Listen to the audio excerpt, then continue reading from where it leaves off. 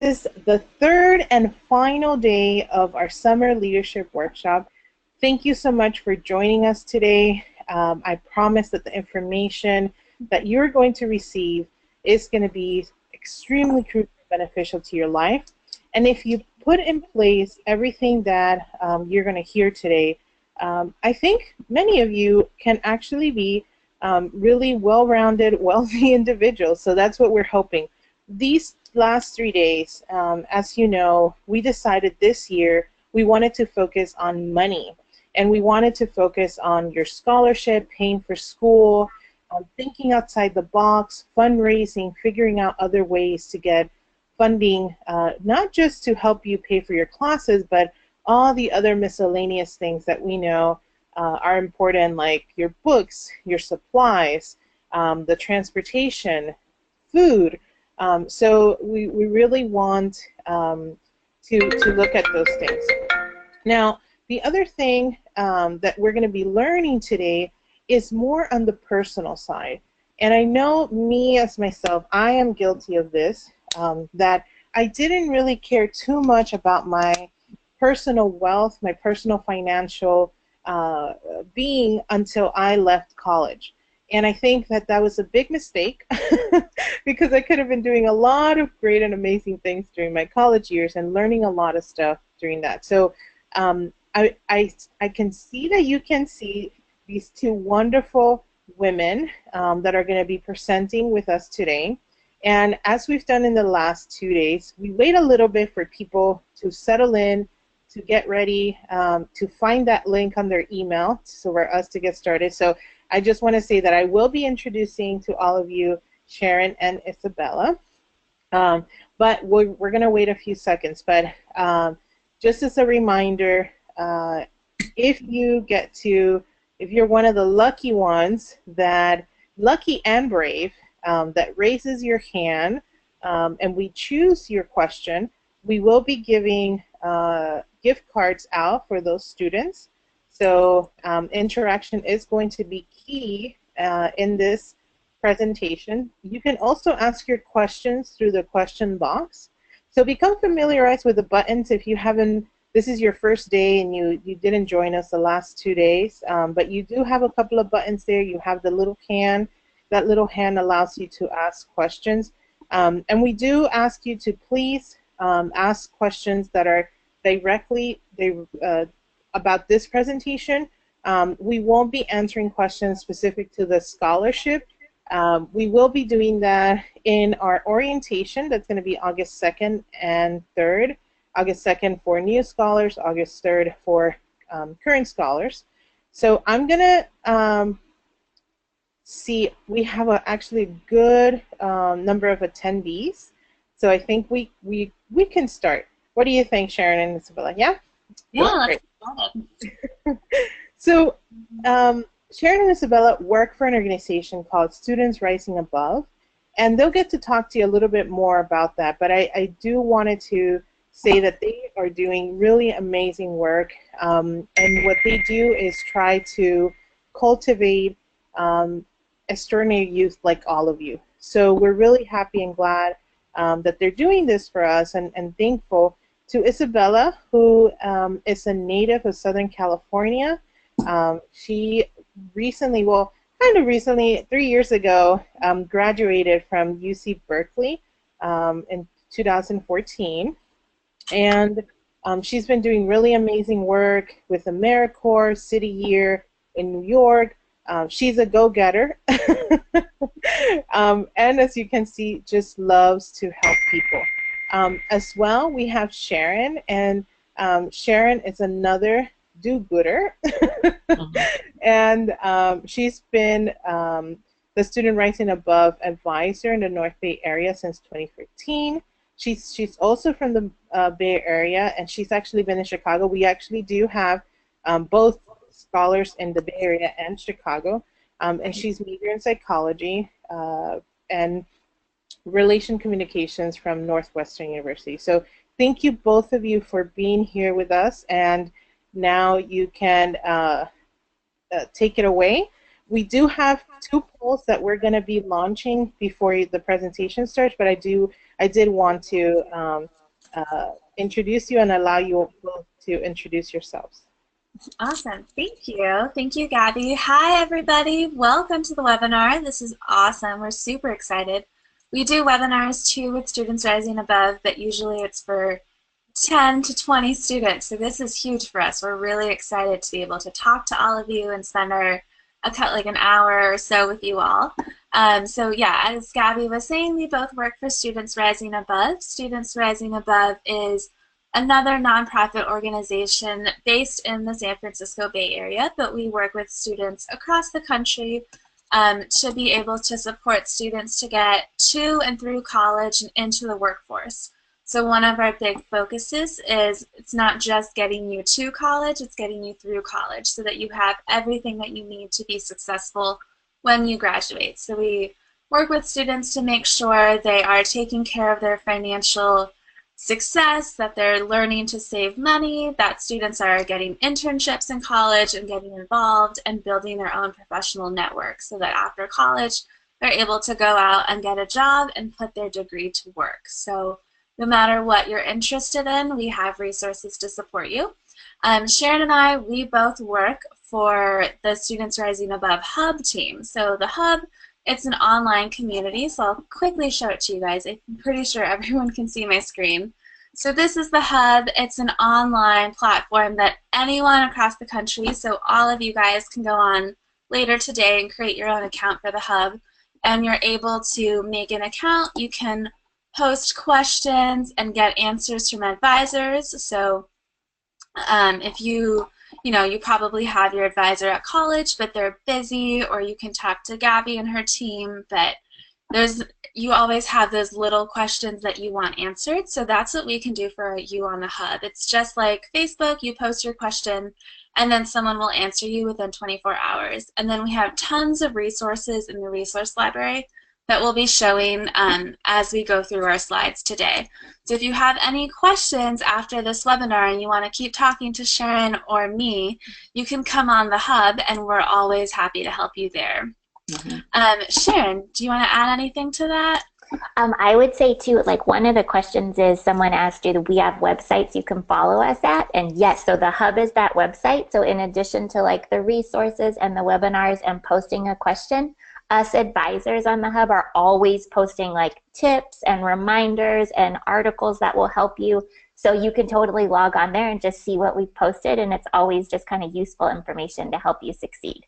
And I'm saying also in the question, somebody asked if we're a scholarship foundation. So yes, we are. We have a scholarship that's specific to students in the San Francisco Bay Area, but the Hub specifically is something that we created for everybody, because we know not everyone has access, not everyone obviously lives in San Francisco, so we wanted to be able to support more students. So by going on the Hub, you don't get a scholarship, unfortunately, but you do get something that some would say is better. You get tons of advice, tons of support. You can talk to me or Sharon.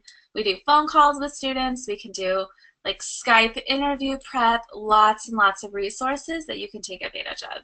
And there is a scholarship list on the Hub. Even though you can't apply for the specific Students Rising Above one, there is a list of a bunch of ones that we kind of curate and try to make it easy for you to see the eligibility and requirements. That is so awesome. So do you want to launch the first poll and just get a sense of where students are at? Absolutely. So the first question for everyone is, do you have a financial budget? This is super cool. I'm seeing more no's. It's kind of scary. Do you have a financial budget? So we have about 70% of people that have voted. We're going to give folks 10 more seconds. Everyone get your answer in. And it's okay if you don't have one, because they're going to talk about it and the importance of creating one. So, all right, we're going to be closing the poll. Make sure you get your answer in. Okay. And here are the results. So, Yeah, 40% said yes, 60% said no. All right, so let's launch the second poll, which is, do you have savings?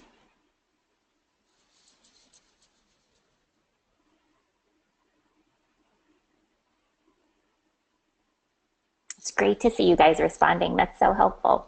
Mm-hmm.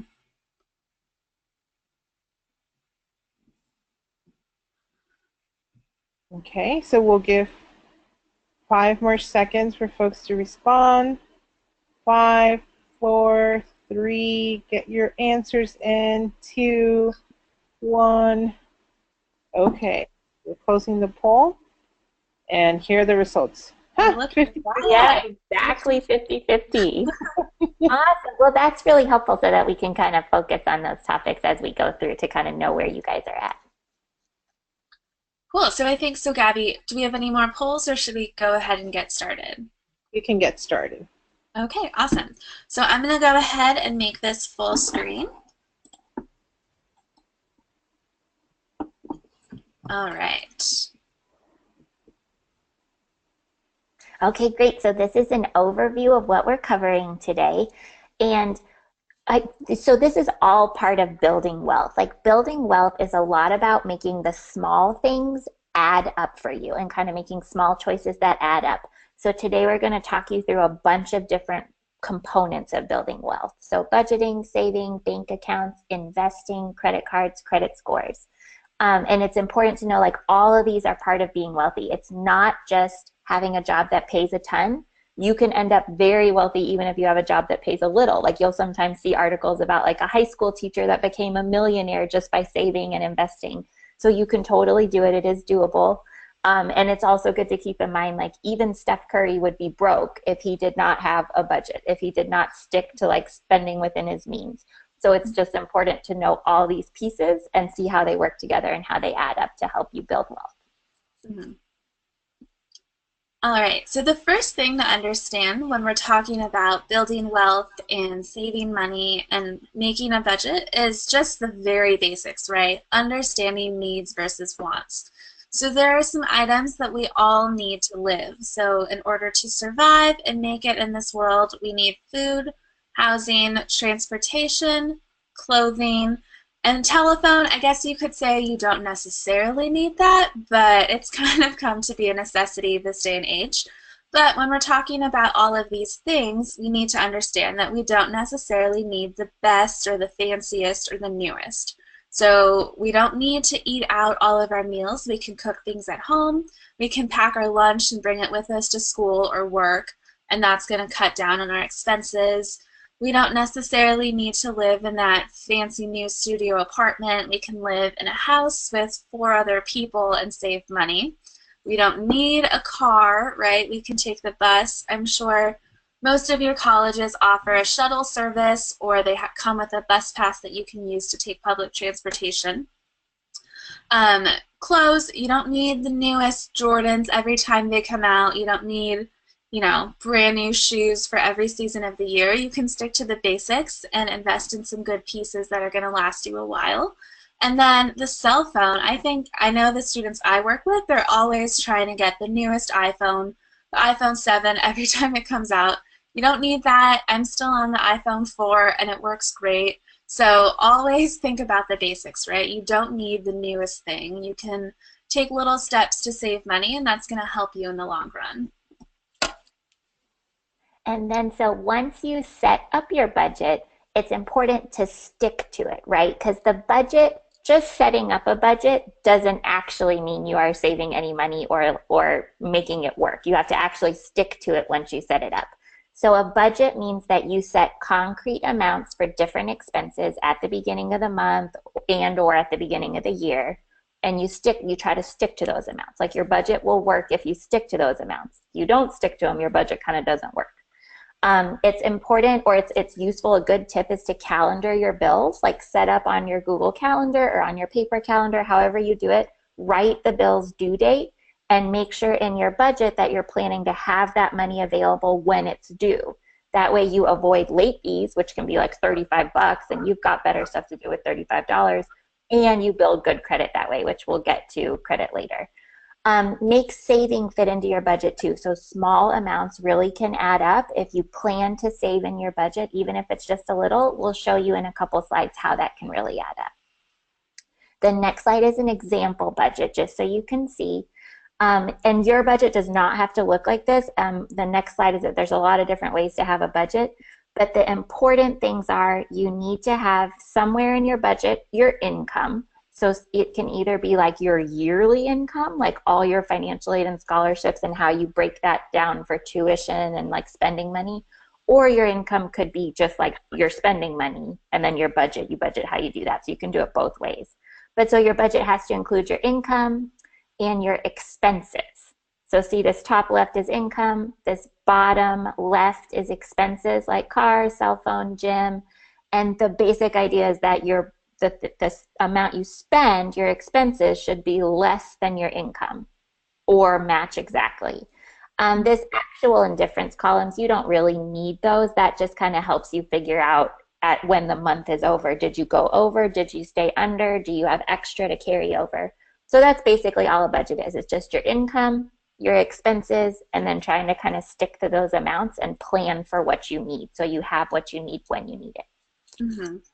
So before we go on to savings, we're just going to quickly show you some of the resources that you can use on the Hub that already exist to make your life easier. So one thing that we have is a budget builder tool. So this is something that you could create. You can put in your school, or you can name it, your summer budget, or, whatever the situation is. This lets you input all of your expenses. So your tuition, your groceries, if you have an eating out budget. If you're living off campus, you can see how you can take consideration for electricity, internet, toiletries, all of those things that you have to take care of. Your clothing expenses, so laundry, I know that's a big expense for college students, especially if you're living in a dorm, that can be kind of expensive. So and then at the bottom, you add in your income, so any financial aid that you're receiving, your Dream.Us scholarship can go in there, any outside scholarships you have, and then your work savings. And it'll keep a toll, or it'll keep like a running calculator, I guess, of if you have extra money or if you're short money. And then there's also this really handy monthly budget tracker that Sharon put together. So you guys can make your own copy of this and change the colors, personalize it for yourself, and include at the top the monthly amount that you budget. So if you budget $60 for your phone bill, but then maybe one month you go over because you were texting too much, you'll have a negative number right here for how much you have left in your budget. So you can use this to keep track of all of your expenses for the month. And then there's also this really great article that shows you how to set up your monthly and your yearly budgets. So most of our articles are really short. This one's a little bit long because it breaks down everything step by step. So look at your financial aid report. Look at all of your bills. There's also right here, we link out to some other websites that you can use to organize your monthly budget. So you can use websites like Mint, Level Money, and Bucksfur. There's tons if you just Google budget tools. I just use a Google sheet that I made for myself, and I update it every month. And I actually write down what I spend every single day. So yesterday I spent $1.95 at Starbucks, and so I have to subtract that from my monthly budget because every dollar that you spend really adds up. And every dollar that you spend is also money that you could be saving. So that kind of segues into our next topic. Mm-hmm.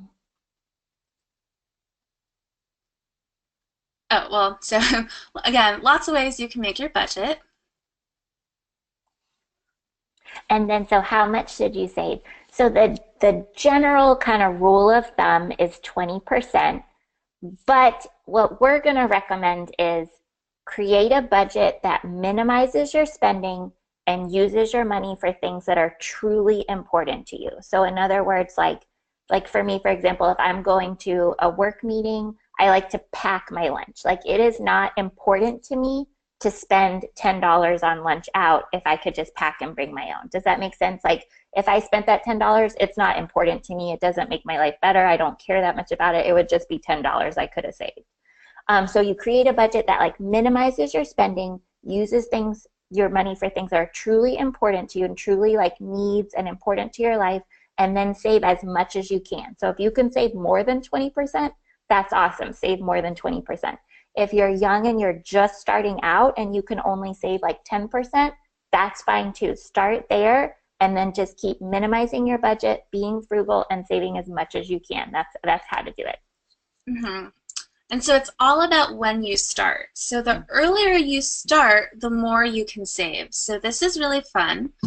If we look at this chart, it can be a little bit confusing, but hopefully you guys can see these colors. So purple is starting at 25, red is if you start saving at 35, and then blue is if you start saving at 40.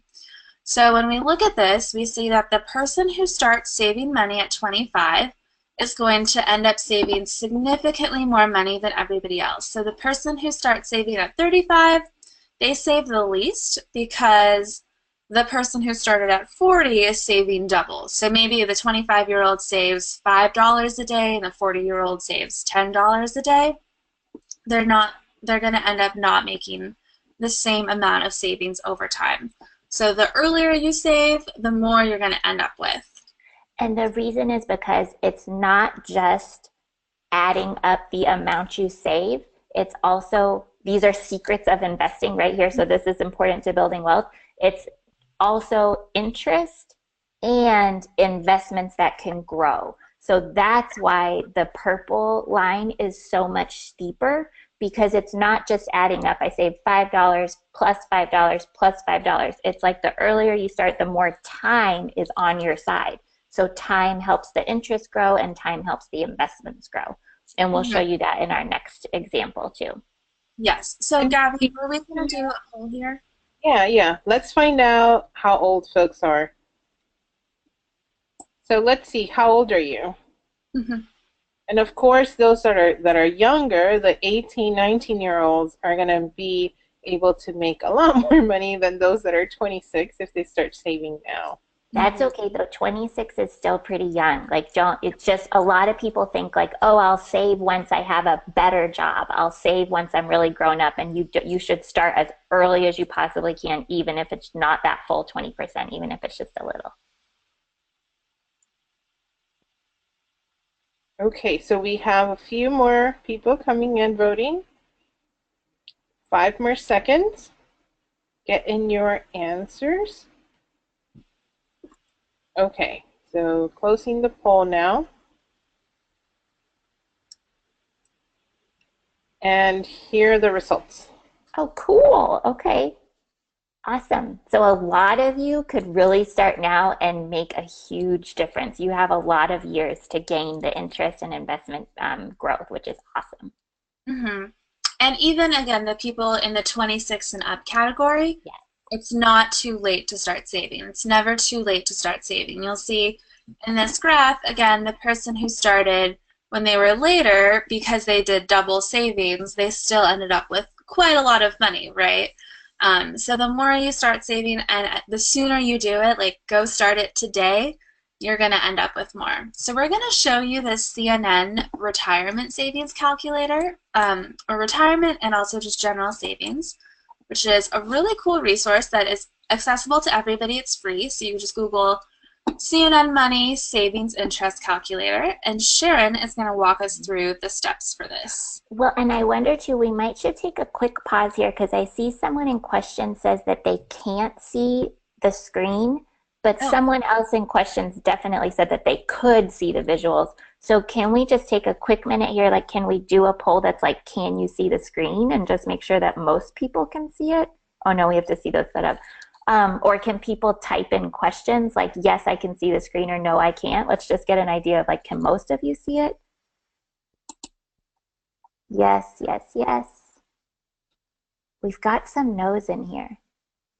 Interesting. The great majority are yeses. I wonder if folks are coming in through the phone. If they are, then they won't be able to. Okay.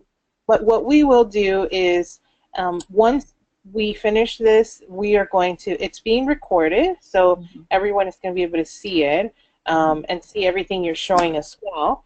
And then the other thing is that in about 2 weeks, we're going to compile everything and send kind of a recap with the recordings and all the documentation that was shared. So for those folks who are a little bit worried, just FYI, you will be getting these materials. And there's also a tip from one attendee that says try swiping right also. So if you're in the phone app, try swiping right and see if you get the screen. Okay, cool. Okay, so yes, so here is one example. So like we were talking about, the interest in your investment growth will add up, and we'll talk about what investments are in a minute. I saw that was a question too, so we're coming to that. But so this shows you how interest adds up. So like when you open a savings account, you might see an interest rate, and that's what the bank pays you because you are keeping your money in the bank. You're kind of like letting the bank sort of borrow your money. It's there. So they pay you interest. The longer you keep it there, the more the interest adds up on everything you put in, and then the interest adds on itself so it can grow. So here's a couple examples. We wanted to show you one example of, let's pretend you're trying to save so you have some money after college to get yourself started, like some money to get your first apartment, get some professional clothes, and get like public transportation, get to your first job. So let's pretend you started with $500, like some of you said you already had some savings. Let's pretend the interest rate is just 1% per year, because usually savings accounts now don't have extremely high interest rates. They can go up and down, it kind of fluctuates, but typically just a normal bank savings account, it's not very much interest. Let's pretend you were depositing $25 monthly. So we're going to change that. Yeah, perfect. You're depositing $25 monthly into your savings, take all through college. And we'll say that you'll take 4 years. So let's pretend this is like you're just starting out. Then we push calculate. And you can see if you followed that plan, if you put $25 a month into a savings account with just 1% interest, which is pretty low, in 4 years you would have $1,700 to get yourself started. So $1,700 to like apply to an apartment, put down the down payment, get some professional clothes, get a bus pass, and start working at your job, which is awesome. We're going to do one more example, which is, let's pretend after you start working, so you have your job, you're graduated from college, let's pretend that you again started with the $500 deposit. And Sharon, can I just interrupt you really quickly? Yes, yes. I just want to mention, so you'll notice, so we started with the 500. If you do 25 a month for 1 year, that's $300.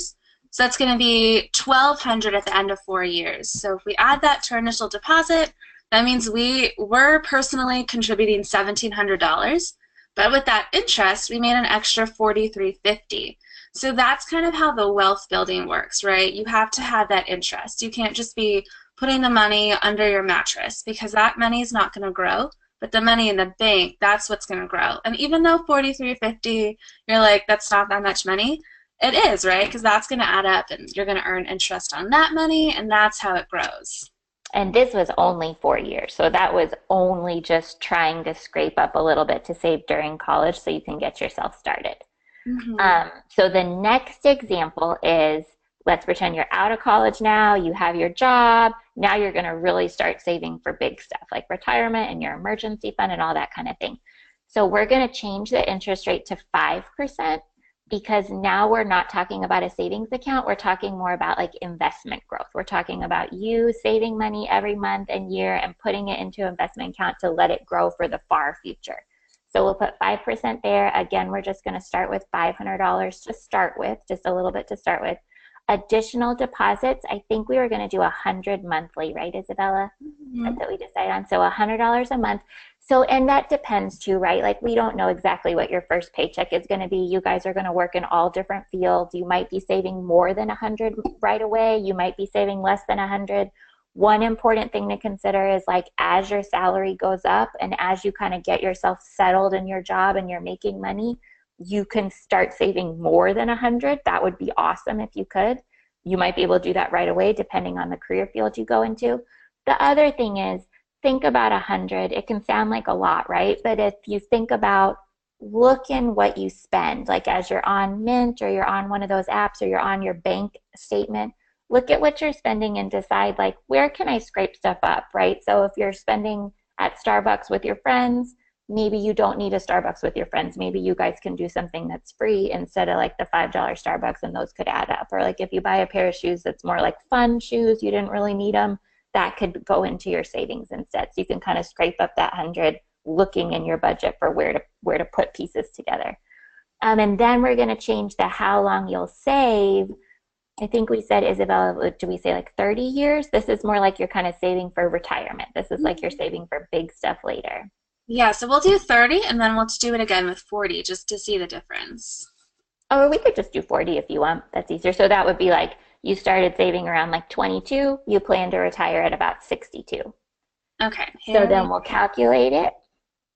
And then you can see it's much bigger, right? There's $156,000 that you will be, and remember we said the $100 monthly, that's kind of what we hope you could start out with. You could be saving a lot more monthly, especially as you start getting raises, start getting better jobs, you're aiming to save 20% of your paycheck. So this just kind of shows you how little bits can add up to big amounts over time. So the $156,000 is not enough to retire on, but that's a really good start, assuming that you'll hopefully also be saving more and building assets and things like that in other ways too. Mm-hmm. So if we saved $500 a month for 40 years, then you end up with $766,000, which is probably a little bit closer to what you need to actually retire and live a comfortable life, which also totally depends on your own personal interests and what you hope to be doing after retirement.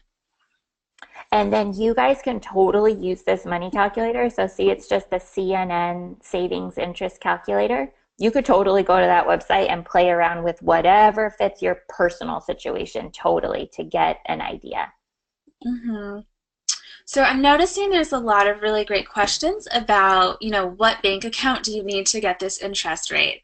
So we're going to talk a little bit more about that in a minute, so hang tight. But yes, your regular checking account or regular savings account that you'll open up at, Chase or Wells Fargo, they are probably not giving you a 5% interest rate. So we'll talk more in a minute about the bank accounts that could actually give you this interest rate. And more than likely, they're not going to be a traditional bank to get an interest rate like this. We've also got a question that says, is it true that you cannot withdraw money from your savings account or you lose the interest? That is, with a regular normal savings account at a bank, that is not true. Whatever interest you have earned and has come into your bank account, that is your money.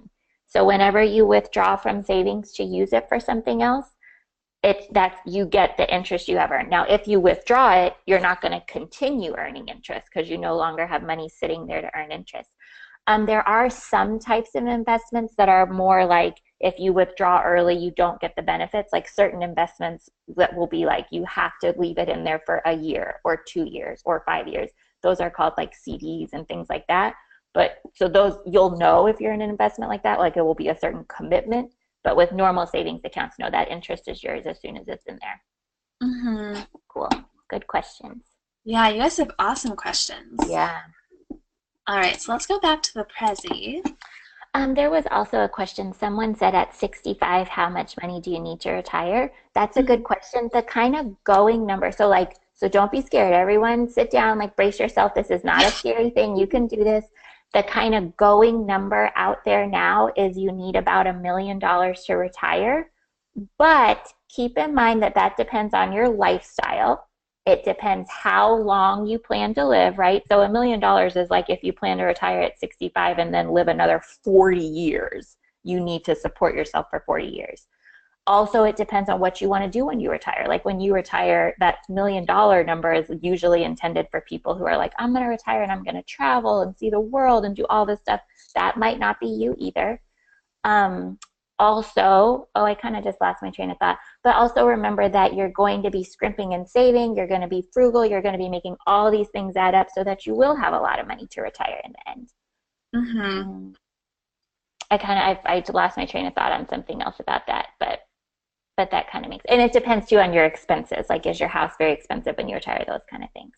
Mm-hmm. So yeah, you need a lot that was my other thought. You could work a little later too. You could work till you were 70 if you wanted, and then there's less time to be just fully supporting yourself on retirement. Mm-hmm. Okay. Okay. Oh, go ahead. Oh, no, you go ahead. That was it. Oh, okay. All right. So we're not just thinking about retirement. There are other things, of course, that we need to save for. So one really important thing, and Gabby sort of touched on this earlier today when she was talking about her personal experiences, is when you're in college, and I know this was me too, I was not thinking about saving money because I felt like I was barely scraping by in college, living paycheck to paycheck, just getting by. But then once I graduated, I didn't have any money to start with, and it was really hard when I moved. Gabby had said earlier I was living in New York, and that was really hard to have to find an apartment in New York with like barely any money saved up. So you really want to start thinking about what you want to do after graduation and how you're going to pay for it. If you're going to move back home, then that's probably a little bit easier because you're not going to need as much money to start with. But if you already know that you want to go and be on your own right after college graduation, then you should start thinking about the money that you want to save so that you're able to do those things that you want to after you graduate. And that's probably going to be, that depends on where you're living. If you're moving to a big city, you're probably going to need anywhere between, $1,000 to $4,000 to get yourself started.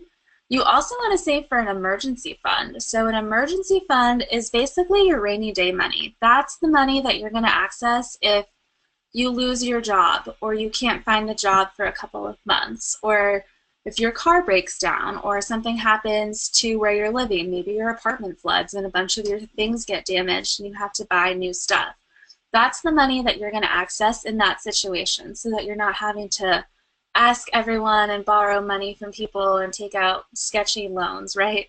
So an emergency fund, that's going to prepare you in the case of an emergency. So typically people say you want to have at least 3 months for your emergency fund, and that should cover everything. So that should cover your rent, your groceries, your phone bill, your transportation. If you have student loans, that should cover your student loans. All of those things is how much money you should have in your emergency fund. So that's going to vary by person, and it's going to seem like a lot. Like an emergency fund is probably going to be like at least $8,000, and you're going to be like, oh my gosh, it's going to take me forever to save $8,000. But that's okay, right? That's why you have to start early and start small. Just keep kind of chipping away at it until you do finally achieve your emergency fund. And once you do that, you're going to feel really proud of yourself, and you're going to be able to put more money toward retirement and more money toward the other things you want. So when you're saving, understand that there's long-term goals and short-term goals. So long-term things are things like retirement, your emergency fund, the money you start with after graduation, and then there's shorter-term goals like next semester's tuition, your textbooks for next semester. Maybe you want to go on a spring break trip. That's kind of a short-term goal because that's money that is not necessarily that much, but it's money that you have to save for. And then, of course, things like a car or an apartment, those are also things that you need to be saving up for. Okay, cool. So yes, like Isabel said, the emergency fund is enough to cover all your rent and bills for at least 3 months. And it's important because you never know what might happen. So if you suddenly get laid off or you have a family emergency or something unexpected happens, your emergency fund is what you go to for that. Mm-hmm. We've got a couple questions too on like, do you need multiple accounts for these things? You really don't need, I mean, you could, it kind of depends. If you're going to have multiple savings accounts, you want to definitely make sure they're not charging you like monthly fees just to have the accounts open. You could, if you wanted to, have separate accounts, like one for your emergency fund, one for saving for short-term stuff like your tuition. But you don't necessarily have to. You could also just kind of write down or know in your head like what part of the savings account is for what. It just whatever's best to organize yourself is fine. Like some people prefer different things, and that's okay. You can make it work for you. Here's an article on the Hub about what is an emergency fund. This is one of the articles. If you go to the resource library and you search emergency fund, it will pop up and give you more information. And we give their tips on how to actually build your emergency fund because it is definitely a process. So don't stress out too much about it. It is something to think about. Just make it one of your savings goals. Like this is kind of one of the things you're saving for. And and then feel less stressed knowing that you are going to have some money in case something like that happens. So retirement savings, another thing to save for, another long-term thing. Retirement savings are extra important for undocumented students because if you get permanent residency or citizenship, then you can access the type of Social Security that comes through the government after you retire. But if you don't end up with permanent residency or citizenship, you can't access that money. So it's extra important for you. Like, even if your friends are not saving for retirement, you definitely should be. And it's also important to remember too that many of your friends are probably not saving for retirement because they are not really informed. They're not really thinking ahead. They're just kind of like doing what they do now. So it's good to be informed, empowered, and start saving for these things. You'll be much happier later that you did. You probably won't regret the little stuff you didn't spend your money on. You'll probably be happy that you started saving. So a Roth IRA is a special type of retirement account that's really good to start with. You guys could open this right now if you have a job paying you something. So if you have a job, you can't open a Roth IRA unless you have a job. But once you have a job, it's a special type of account. You can do it through banks like Fidelity, and you can, the way it's special is that you put money in there and then it grows in there. When you take it out after you retire, you don't pay taxes on it. So that is super special. Like, normally when you invest money and have growth, you have to pay taxes when you kind of get the money back, when you take it back, and like you pay taxes on how it grew. But a Roth IRA, you don't. You can withdraw that in your retirement and all the growth is tax-free.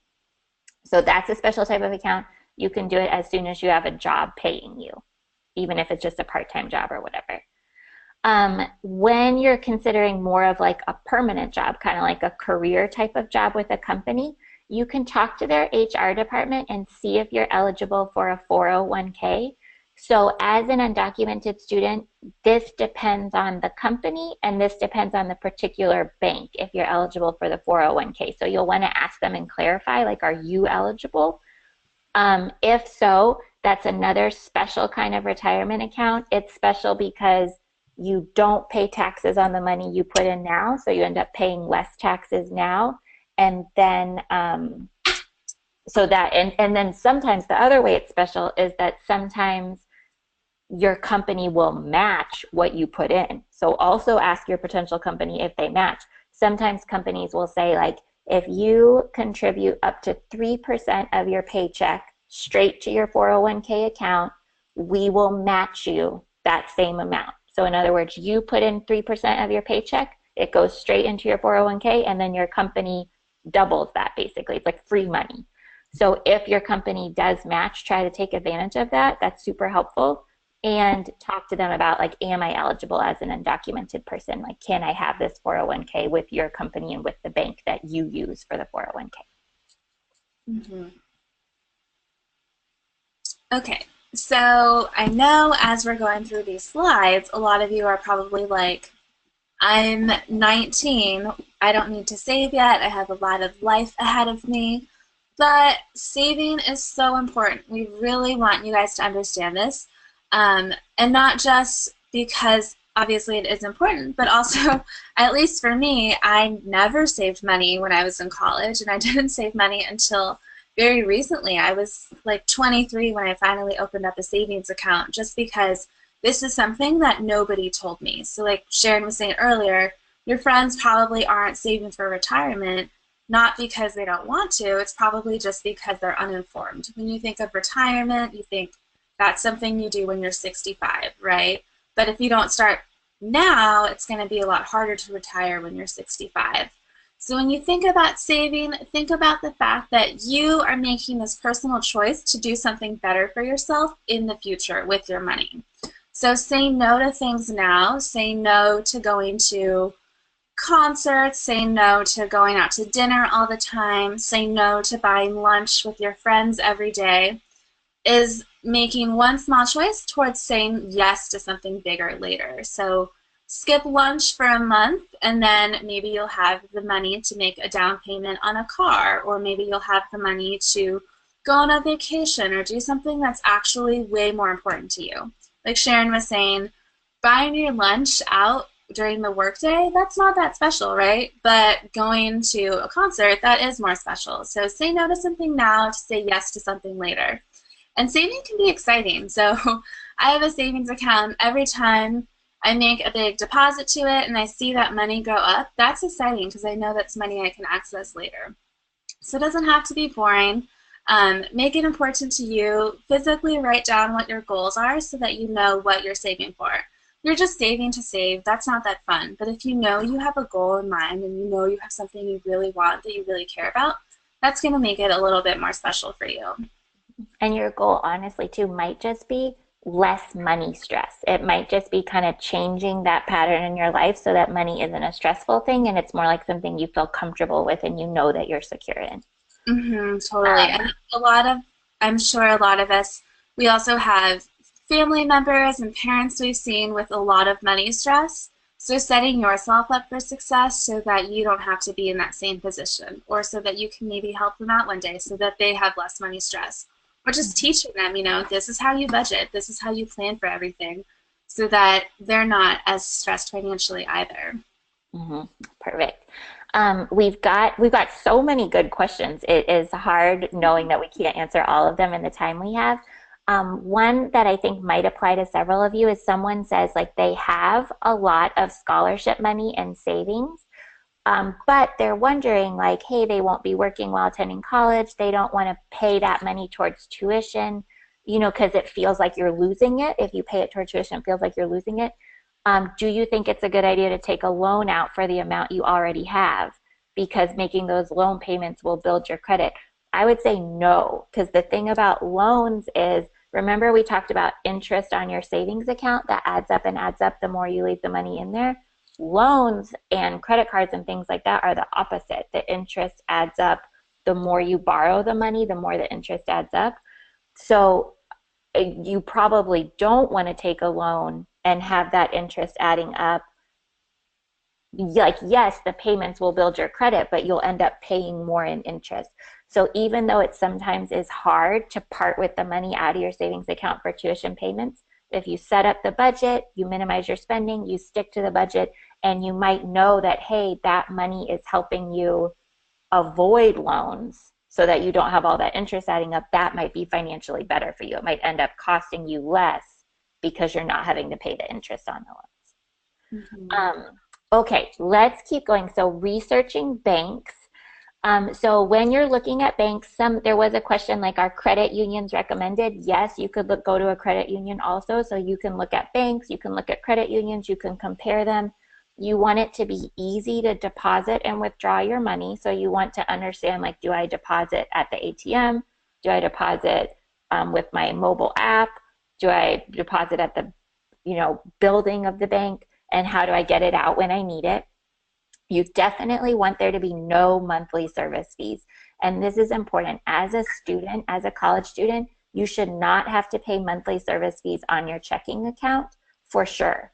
So you probably want to get this in writing though. Like last year I went with a student to open a bank account, and the person at the bank, like we both asked 6 times, are there no monthly service fees? And he was like, yep, no monthly service fees. And then she got charged monthly service fees because he wasn't really clear. He wasn't being mean on purpose. He just wasn't clear on the rules for the type of account she was opening. So make sure there's no monthly service fees, and then look at your statement to make sure they're not popping in there. Try to avoid ATM fees. So either use the ATMs for the bank that you opened the account at, like maybe that's the bank that's on your campus, those are the ATMs. Or if you do go with a credit union, sometimes you have a whole network of ATMs you can use without getting charged like $2.50. You can also compare banks by looking for higher interest rates in the savings account. So this also can be tricky. As undocumented students, you might want to call the bank. Like typically banks require you to bring in like your social security card or your passport. You might want to call the bank before you go and just say like, hey, is this social security card for work purposes? Can I use that to open an account with your bank? Different banks are different, so you might want to call before you go.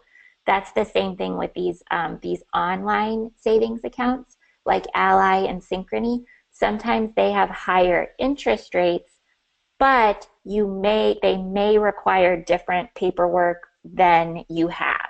So you might just want to call and ask them. If you're not able to open an account online with the social security number you have for work, you might want to call and say, can we use something instead?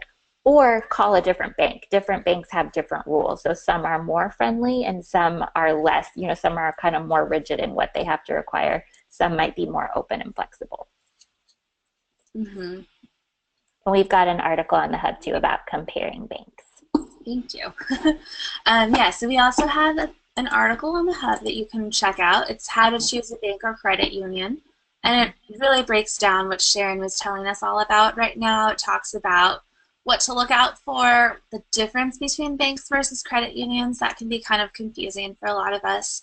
So that's all in this article. And again, you can find that in the resource library right there. And we've got a couple questions too. Like this is not the topic we're on right now, but we have several questions about the website for the Hub. So I wonder if we should just go ahead and show that so that we don't forget later or whatever. So the actual website and then the button to click to set up the account. Totally. Yeah, so I was going to show that at the end, but I love the enthusiasm. Yeah, and then that way we won't forget at the end too, or we won't get distracted by it.